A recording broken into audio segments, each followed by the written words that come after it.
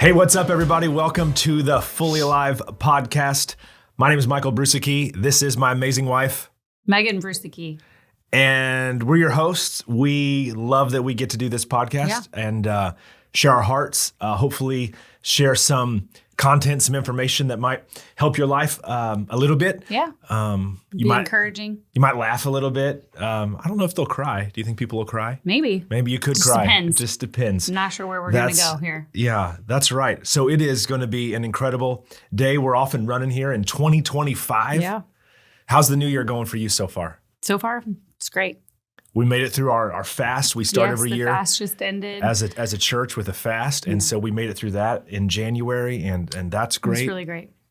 And so I'm encouraged, excited for what's ahead. Yeah, great days ahead. Yeah. So we like to have fun when we start. And these questions today that Megan and I are going to do, these you could do these with your friends or family also. I think they're fun. Why don't you want to read them? Okay, I'll start. Okay. Would you rather be forced to sing every time you spoke or dance every time you walk?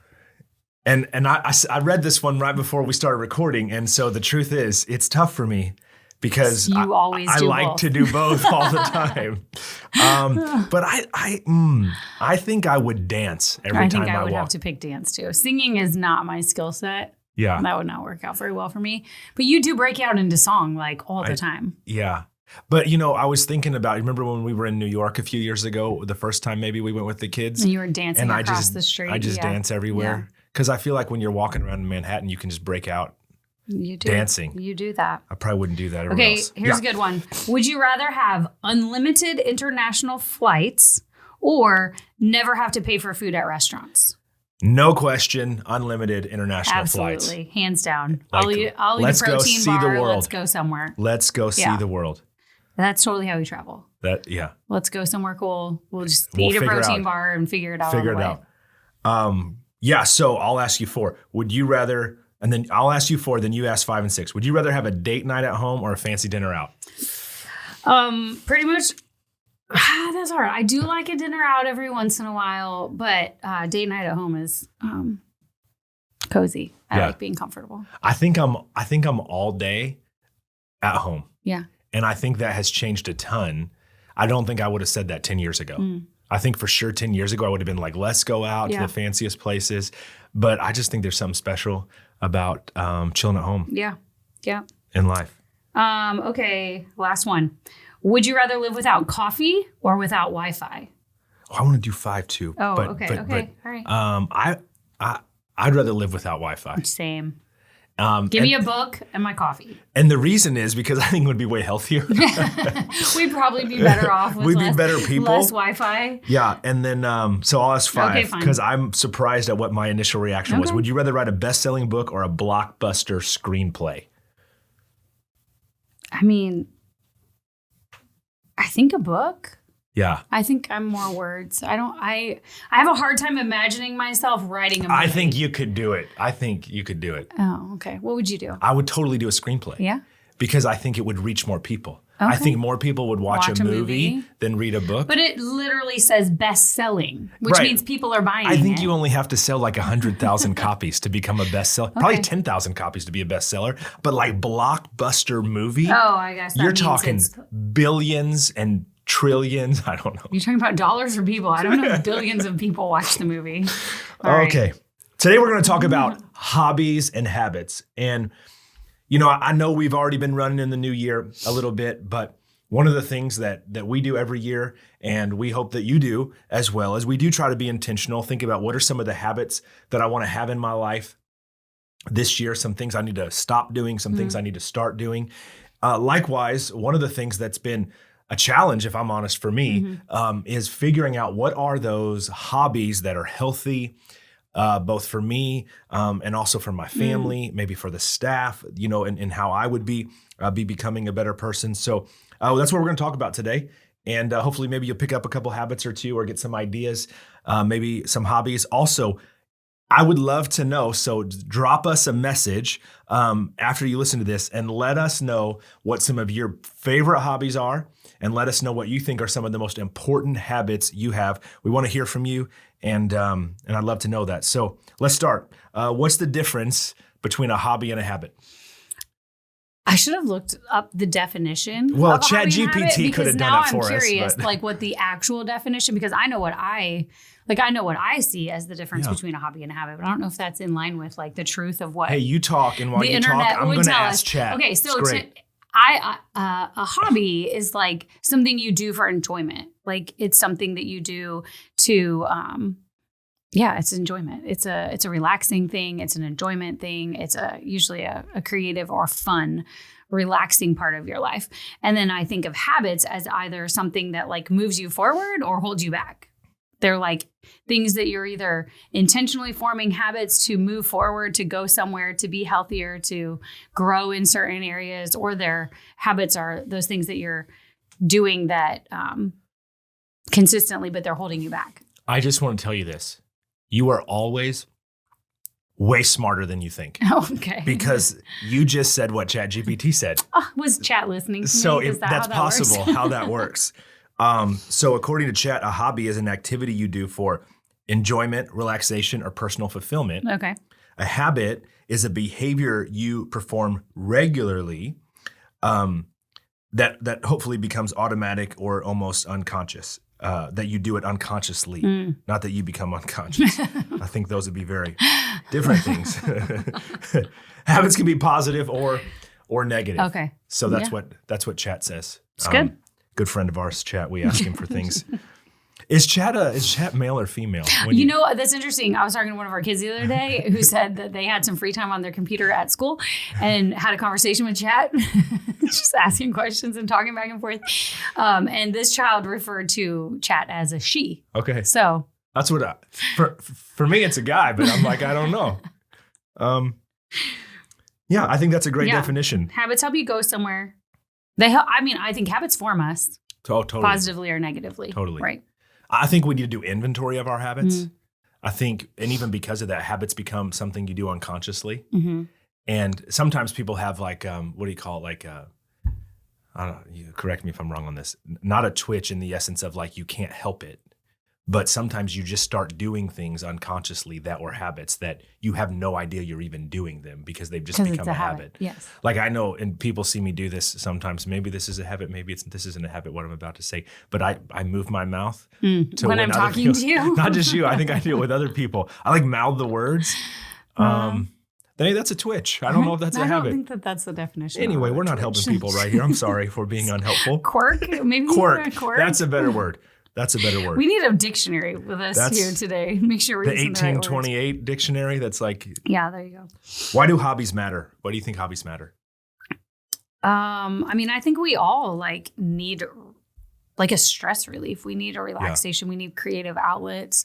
I think it's just an important part of life. You know, we're meant to be productive, but we're meant to enjoy as well. I think, that's part of Sabbath. Sabbath isn't just not doing stuff. It's also like just enjoying life. It's resting and being fulfilled and finding joy in life instead of just work harder, achieve more, keep going. You know.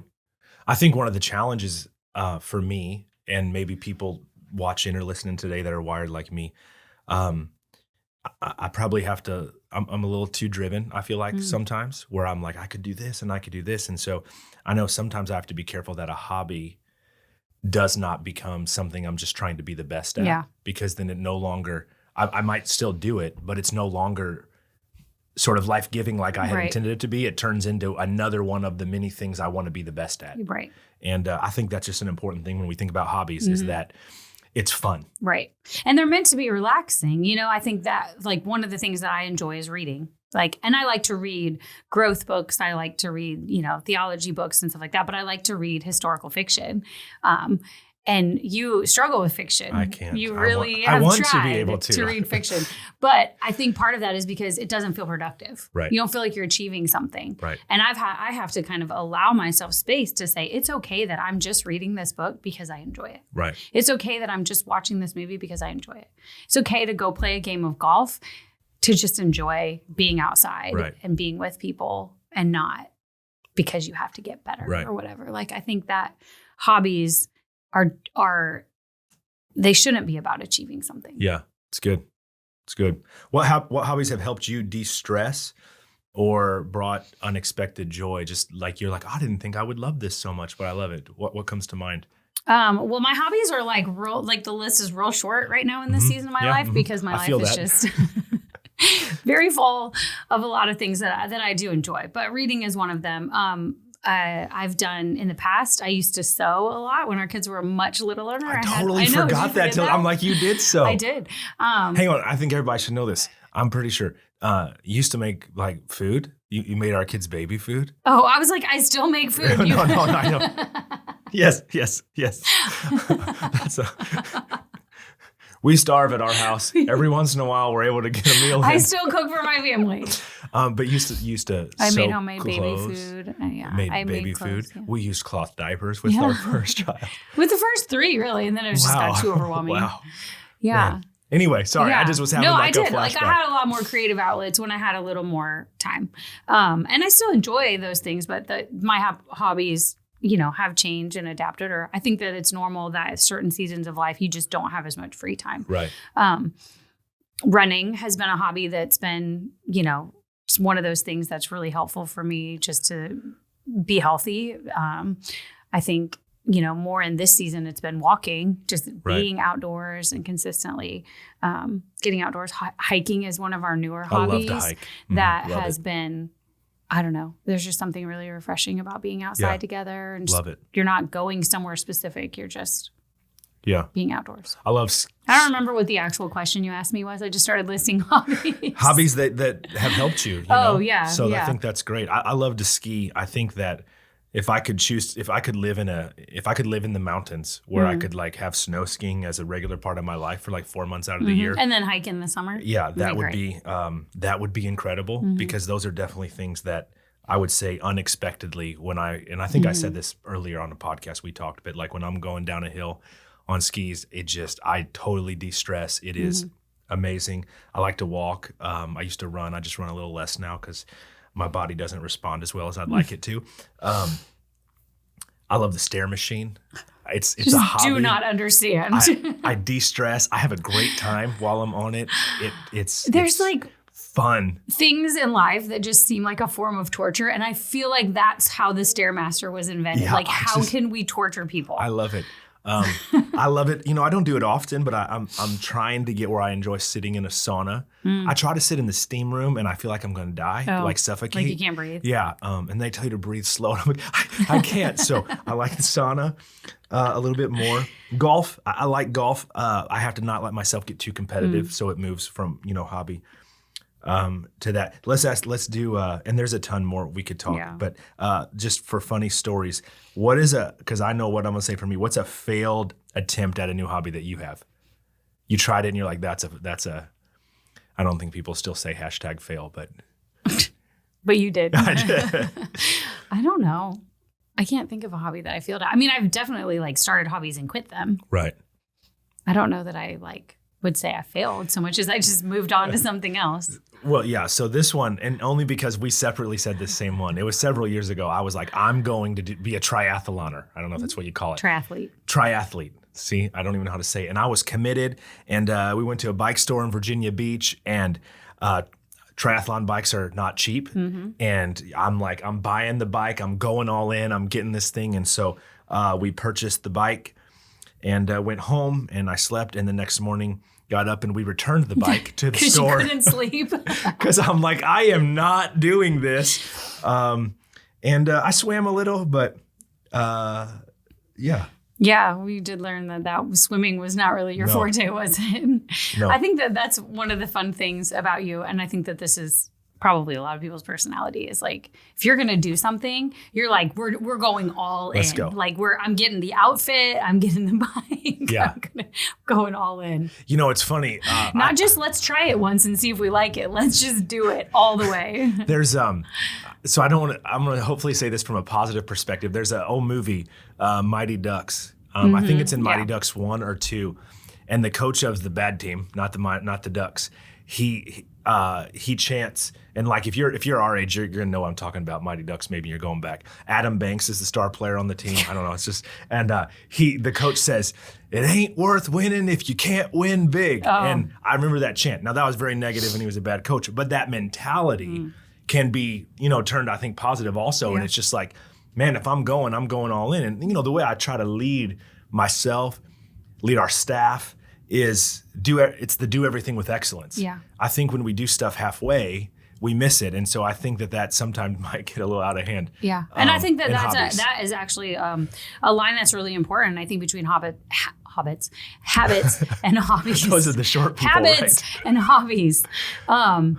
You have to make sure that, habits are important, and we're going to talk about habits here a little bit, but hobbies, like, they're not intended to become competitive. They're not intended to become achievement. Right. Habits lead us somewhere. Right. And I think that's important, that we see a distinction and that we recognize both are really healthy. Yeah.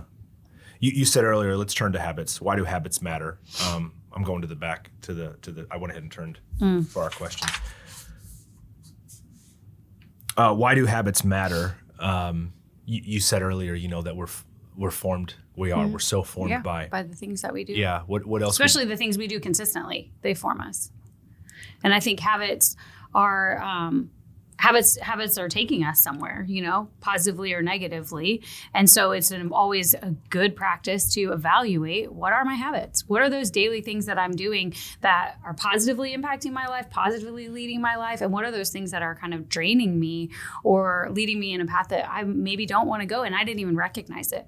I think fasting is super helpful for recognizing habits. I just had a conversation with someone as we finished the fast, like, how was your fast? And a lot of us did like a digital detox as part of that, which you can recognize real quickly when you're digital detoxing those things that were habits. Right. Like if you delete an app from your phone that you regularly use, say Instagram, and you find yourself opening your phone and clicking a spot on the screen that's not there. I mean, like, wow, that's incredible that you realize, like, I had a habit that was like, became a physical habit that I didn't even know my body would do without thinking. Right. That maybe isn't a habit that I want to continue. How would you say, so what that makes me think about, and there's a scriptural precedent to this also. Jesus talks about this one moment where so I'm going to paraphrase this a ton, but basically he goes into the house and you cast out demons, but then you don't fill the house with the presence of God, with what's good. Then that demonic force comes back only stronger than it was before. So you saying that, what it makes me think of is how would you encourage us when we recognize, hey, maybe I have a habit that maybe isn't the best formation for my life. How do I put something else in that spot versus just being like, oh, I don't want to do that anymore? Yeah. Well, I mean, for me personally, and I think for a lot of us, one of the most important things is the recognition, like coming to the point where we recognize those habits, those things that we're doing, and then taking it a step further and assessing like the situation. Where am I? What's going on right now? Why did I pick up my phone? Right. Or whatever the thing is, like what made me, what's the circumstances surrounding this habit, right? Because a lot of times I sat down in a waiting room and I immediately picked up my phone, or I had a few minutes here and I immediately picked up like whatever. I'm talking about phone, but it applies to so many other things. Just evaluate the setting. Right. And then go recognize what that may be like trigger. I don't know if that's the best word for it, but, and then choose to do something else. It could be food. I think fasting, I mean, gosh, how many times did I walk in front of the pantry and just stand there and then be like, oh yeah. I love to look in the pantry. So. And I'm not even hungry. It's just 3:00 in the afternoon. That's one of the number one things I recognize during fasting. 3:00 in the afternoon, I am grabbing something salty. And so that's a habit that I don't necessarily want to continue. Right. So I need to do something different. So just as we're talking about habits, I'm gonna, if you're a leader, I will make an assumption even that you have read the book Atomic Habits by James Clear.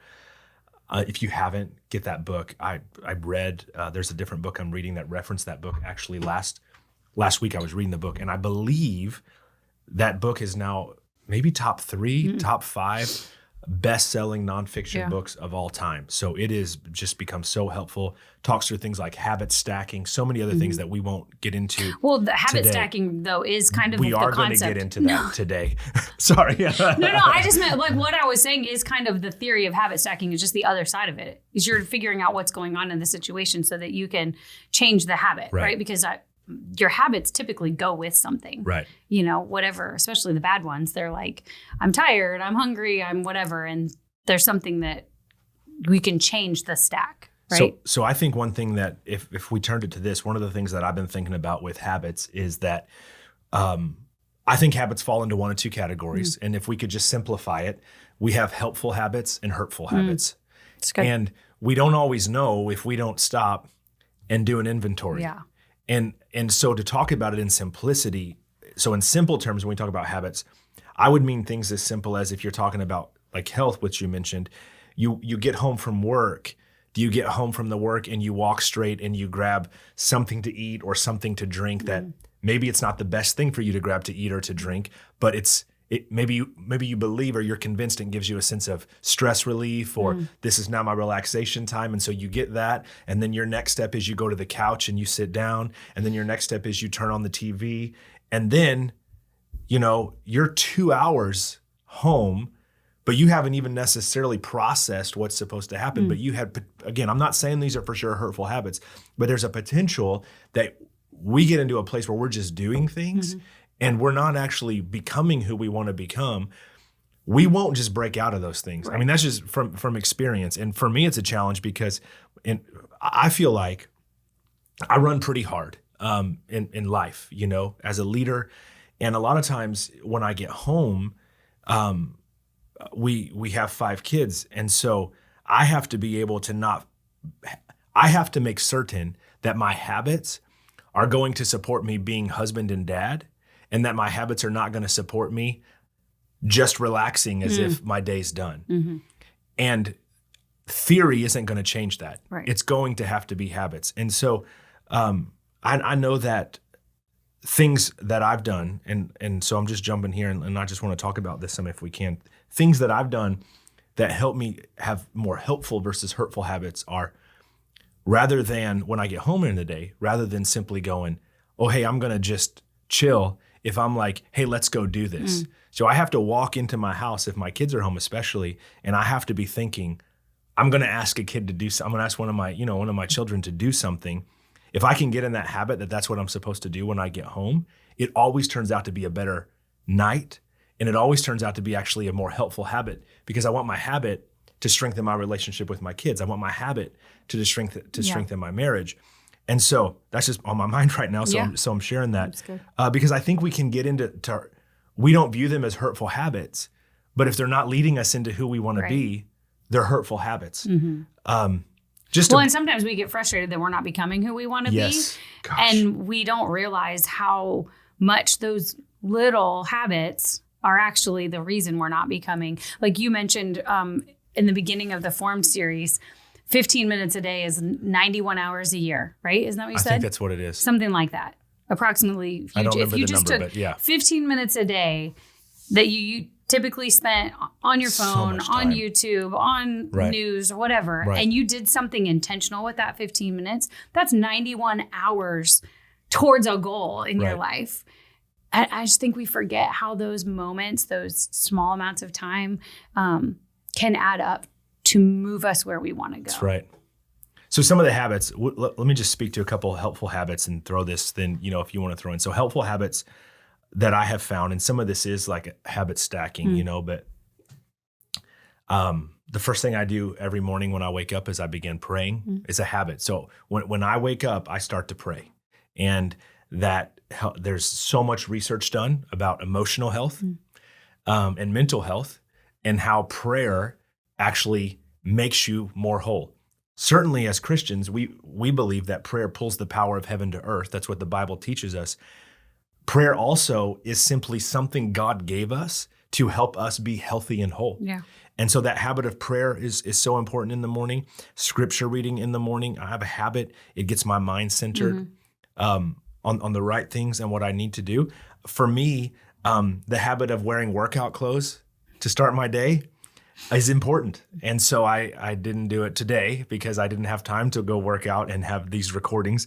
But if I have a habit of when I put my workout clothes on, that's a habit stack that says I'm going to go to the gym before I actually get into the office and start my day. So that's some of my morning routine.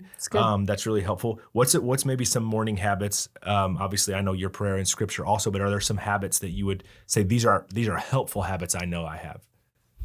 Yeah, I mean, I would say my morning habits are really similar, although my workout clothes don't always lead to me going to the gym. Sometimes it's 4 and I'm still in my workout clothes. Can we just talk about that for a moment? I feel like really, especially since COVID, and maybe it's for men too, but I do feel like the female wardrobe that I recognize just in culture totally changed with COVID. Because it's much more casual. Yeah, I remember are they called tights or leggings? I don't remember. Leggings. I thought those used to be like a workout thing, and then they became like a mainstream. This is just what you wear. I think that's probably shifting back a little bit, though. Is it? I think so. Oh, that wasn't offensive that no, I just said that. I'm not offended. Maybe if somebody else is. I don't have a habit of getting offended. Let's go there for just a moment. I mean, if you have a habit of getting offended, not you, Megan, well, but yes, you, Megan, but if any of us have a habit of getting offended, we're going to be miserable. Yeah. I mean, if we just call it right there what it is, if you think pretty much it's always everybody else's fault, if you think you're always the victim, the truth is that's not true. And that's probably a habit of the way that you think. Yeah. And this episode's not about flipping the script and changing the way you think so much, but it's really important. I think there's this is kind of a silly one, but I think we've joked about this before. We have a refrigerator in our garage right by the door that goes out to the driveway. Oh, this was a good one. Yeah. And I realize if there's cases of sparkling water in the fridge, I will grab a sparkling water every time I walk out the door to get in my car. And it just becomes a habit. And it might end up being 4 times a day. And I don't really mean to drink 4 sparkling waters in a day, I don't even need to. When I'm running to the store that's 10 minutes away, I don't need to take a sparkling water with me to go to the store. But it just unintentional, just becomes something. And so I know for some people, it may not be sparkling water on your way out the door, but it might be something else. It might be something you do every time you get in the car. It might be every time you go somewhere, you have to drive through Starbucks. That is, may not be supporting your health or financial goals. Probably but not. We don't even notice. I don't want to speak to that. Probably not. No, I'm just kidding. Sparkling water is not I wouldn't call it a bad habit, certainly. It's not a bad habit, but it's not a necessary. It's not a necessary. It's not moving me forward, and I don't need to buy that much sparkling water because I don't need to drink that much sparkling water. I think what we would say is that what is most important in this habit discussion, and we're going to talk about just a couple more things real quick. What is most important in this habit discussion is that we have to have have a habit where we look at our habits. Yeah, evaluate. So if we don't have a habit of evaluating our habits, it's likely that we will add hurtful habits because we live in a culture, and this is not a conspiracy theory statement, and if this comes across wrong, we'll take it out of the podcast. We have a culture the money-making culture that we live in any developed nation thrives primarily on a lot of hurtful habits based on the things people put into their bodies, a lot of the different kinds of chemicals and things that go on. So we will naturally just give in to hurtful habits if we aren't overly intentional. Right. And I mean, I can see it in my life. If we aren't overly intentional to make sure that we are forming helpful and strengthening habits. And also, habits are the thing you're in charge of. Yeah. I am responsible for my habits. You're responsible for your habits. Our kids are responsible for their habits. Right. That is one of the beautiful things is that who you want to become, you get to, there's limits, I would say, that God would have in his purpose and plan for your life, but your habits will direct a lot of who you become, and you get to be responsible for that. Number 10. Do you think habits align with your personality type? Probably. Yeah. I don't know. I never really thought about it before. Habits aligning with my personality type. I mean, for sure. That makes sense. Yeah. I think that the way you dream, I was thinking about some people dream big and some people dream small. I think that our habits probably line up a lot with that. What could you become? What could you do? I think that people who are adventurous have adventurous habits. You like to puzzle, which feels... It's more of a hobby than a habit, though. That's true. You like to read. It's not a habit. I do. And I don't know that I would say I like to read. Yeah. But I read a ton. Yeah. Because it's good made it for a me. habit. Because it's good for me. Yeah. But I think, that's one of those habits where you have to, a lot of people would say, I want to read more. Yeah. But if you don't create a habit of reading, if you don't have a book with you, right. If you don't, it's great. You're never going to read more. Got to be prepared. Like I take a book with me when I'm going places I might read for 10 or 15 minutes when I'm waiting in a doctor's office versus just scrolling randomly on my phone. So what's a habit you want to start and what's a habit you want to stop in 2025? A habit I want to start. More consistently lifting weights. That is a habit I want to make to where it becomes a natural part of my week and not something I have to force. So listen, I was talking to a friend this morning because my back's hurting today and sometimes my L4, L5 disc, whatever, I have stuff.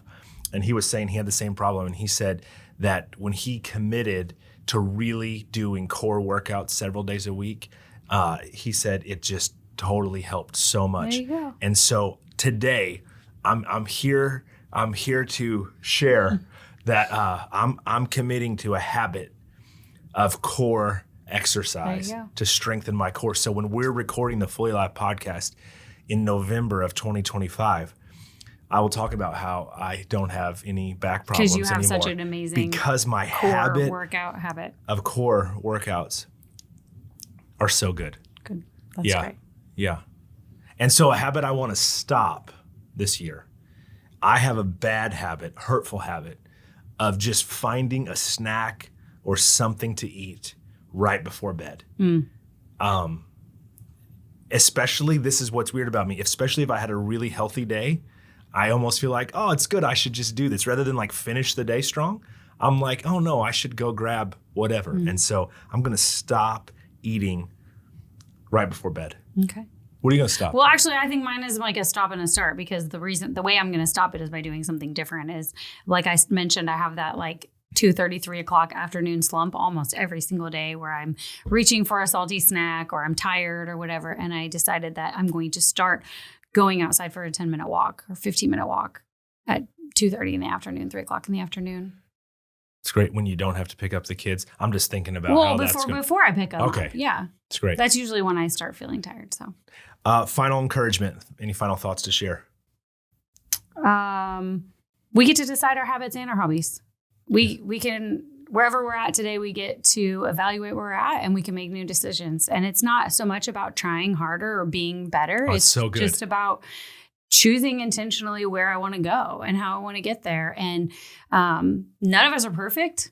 Starting a new habit is not easy. It takes time and it takes failure and trying again. And I think just keep moving forward in the direction you want to go and choose to be mindful. Choose to recognize your habits without shame. You don't have to feel shame when you recognize you have a bad habit. That's an opportunity to do something different. So good.